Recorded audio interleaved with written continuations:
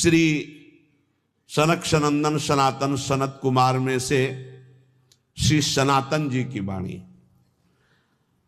परम मुनि परमहंस श्री सनातन जी हर समय 5 वर्ष की अवस्था में रहते हैं और कोई वस्त्र नहीं धारण करते, दिगंबर।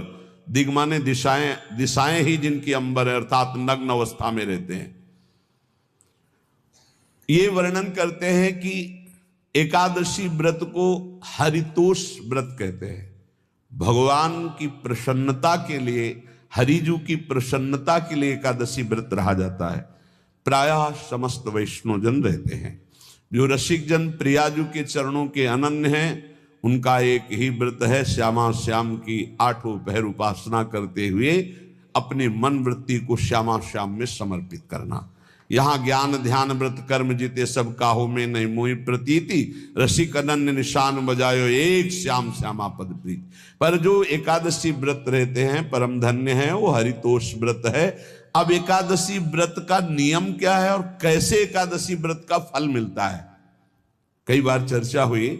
बहुत सुंदर तस्मा शास्त्रम प्रमाणम ते, शास्त्र प्रमाण के अनुसार श्री सनातन मुनि बोल रहे हैं, जिसे एकादशी रहनी हो और एकादशी का फल प्राप्त करना हो, उसको ये नियम पालन करना चाहिए। अथते नियमान वच्मि व्रते ह्रस्मिन् दिनत्रये, उसको 3 दिन, एक तो दशमी और एक द्वादशी और फिर बीच में एकादशी, उसको 3 दिन संयम में रहना होता है, तब बीच की एकादशी का उसे फल प्राप्त होता है।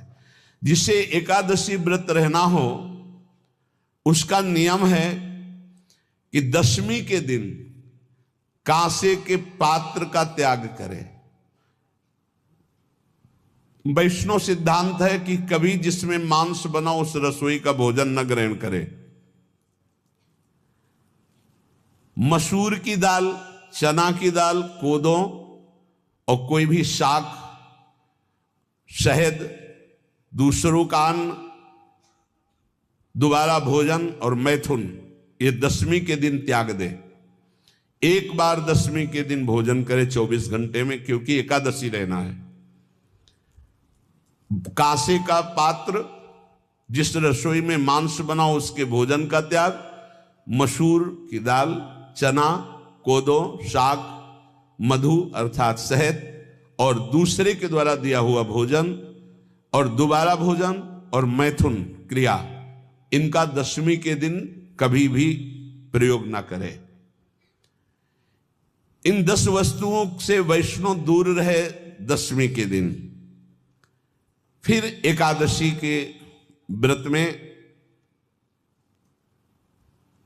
ये पीछे तो हम वर्णन कर ही चुके हैं, कहीं नहीं आया यहाँ कुटू का वो कचौड़ी पकौड़ी और सिंघाड़ा का हलवा और ये दुनिया के खीर और सब।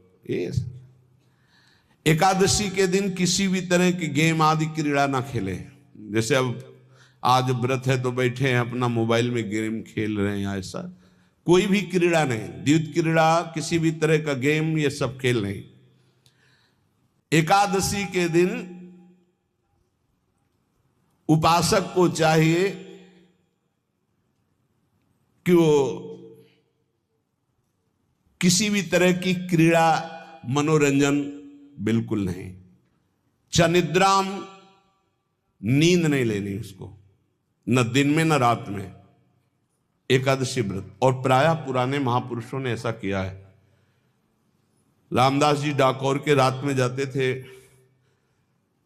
रणछोड़ भगवान के यहाँ कीर्तन करते थे जाकर, तभी तो भगवान उनके कीर्तन पर, उनकी भक्ति पर रीझ कर गाड़ी में बैठकर उनके साथ आए थे। पूरी रात जगकर कीर्तन करना, और दिन में तो सोना ही निषेध है, पान खाना निषेध है। एकादशी को बिल्कुल नहीं, जो व्रत रह रहे हैं। और दंत धावनम, वृक्ष से तोड़कर जो दतून की जाती, एकादशी के दिन नहीं। परापवादम, दूसरे की निंदा करना, चर्चा करना नहीं, अर्थात अधिकतर मौन व्रत धारण करे एकादशी के दिन। पैशून्यम, चुगली करना, स्तेयम, कोई चोरी करना, हिंसाम, वाणी से, शरीर से, मन से किसी को दुख पहुंचाना, रतिम अर्थात भोग करना, मैथुन करना,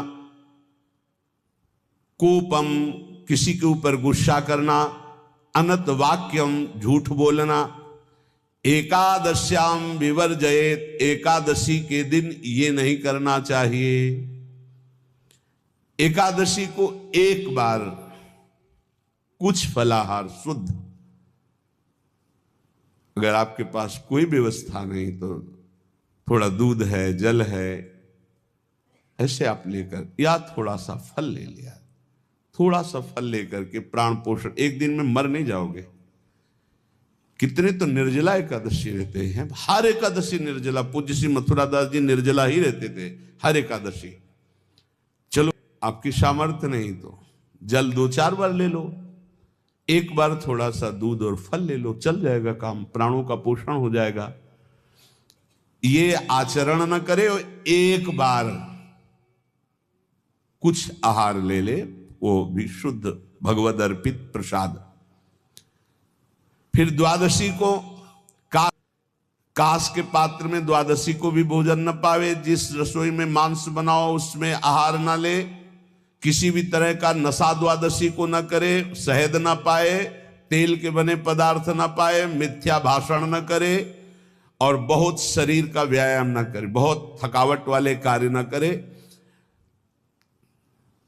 दोबारा भोजन न करे, एक बार द्वादशी को भी भोजन पवित्र। मैथुन न करे, जिसका स्पर्श नहीं किया जाता ऐसे पदार्थों का स्पर्श न करे, और मसूर की दाल न खाए। द्वादशी को जो इन नियमों का पालन करता है, दशमी द्वादशी ऐसे और एकादशी ऐसे, तब उसे एकादशी व्रत का फल प्राप्त होता है। जो इस पद्धति से एकादशी, ये जो मनमानी ये सब नहीं, हर पदार्थ मिल जाएगा आपको फलाहार में, हर पदार्थ। हमको बताया गया कि आपको जो चाहो वो सब पदार्थ फलाहार का।